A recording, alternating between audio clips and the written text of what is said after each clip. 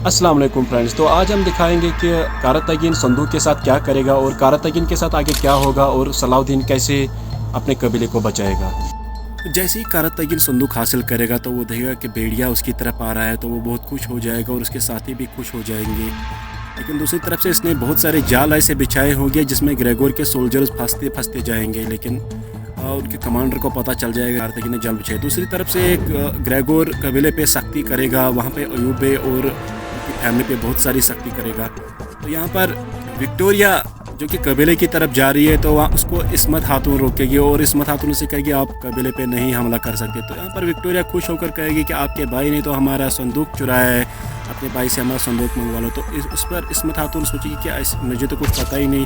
दूसरी तरफ से खान शाह जो कि जख्मी है वो ग्रेगोर पर हमला करना चाहेगा, लेकिन वहाँ पर ग्रेगोर उसको पकड़ लेगा। तो यहाँ पर कारतगीन संदूक को छुपाता है, लेकिन उसके साथी भी खुश होते हैं कि, और कारतगीन उनसे कहता है कि अब हम जो चाहे जिससे चाहे जो भी माली गनीमत हासिल कर लेंगे। लेकिन ग्रेगोर के सोल्जर उस पर हमला करते हैं और उसके इन्फॉर्मर का कटा हुआ हाथ उसके सामने फेंकते हैं। तो वहाँ पर कारतगीन और ग्रेगोर के सोल्जर्स के दरमियान बहुत खतरनाक फाइट होती है। तो वहाँ पर कारतगीन तो उन पर हमला कर देता है, लेकिन कारतगीन बहुत बुरी तरह से ज़ख्मी होता है, जिसके नतीजे में कारतगीन के सारे साथी मारे जाते हैं और कारतगीन बहुत बुरी तरह से ज़ख्मी हो जाता है। वहाँ पर कारतगीन को कमांडर जो कि ग्रेगोर के सोल्जर्स का कमांडर है वो उसको मारने ही वाला होता है। जैसे ही वो उसको तलवार से मारने वाला होता है तो वहाँ पर सलाउद्दीन आता है और उस पर तीर फेंकता है और उसको ज़ख्मी करता है और कारतगीन को बचा लेता है।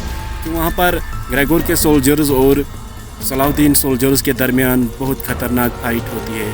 तो सलाउद्दीन और उनके साथी इन सब को मार देते हैं। जो अदसस है ग्रेगोर के सोल्जर के कमांडर को चैलेंज करता है कि आओ मेरे साथ फाइट करो, लेकिन वहाँ पर ग्रेगोर के सोल्जर्स का कमांडर जो है वो भाग जाता है। वहाँ पर उसको सोल्जर्स बचाते हैं, क्योंकि अगर वो नहीं बचाते तो वो अदसस उसको वहीं पर मार देता। वहाँ से कारतगीन को बचा लिया जाता है। सलाउद्दीन जो कि कारतगीन को बचाता है और उसका साथी खुश होता है कि चलो अब मेरा भीम तो बच चुका है। तो वहाँ से कारतगीन को कबीले शिफ्ट किया जाता है। संदूक हासिल करने के बाद सलाउद्दीन मवदूद के पास जाता है और उसे बोलता है अब जंग ख़त्म करो, मैं संदूक लेके आया हूँ।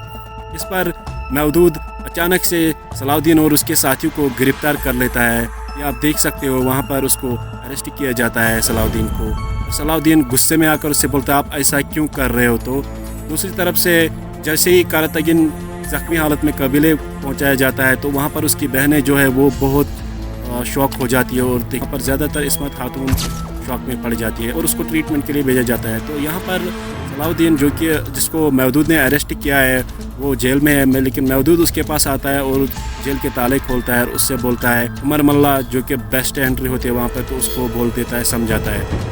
मवदूद सलाउद्दीन से कहता है जाओ कबीले को बचाओ। तो कारतगीन का ट्रीटमेंट जो करता है वो उमर मल्ला ही करता है, लेकिन कारतगीन की एक बात बताओ, उसको उमर मल्ला हद से ज़्यादा पसंद है, वो उसकी बहुत रेस्पेक्ट करता था।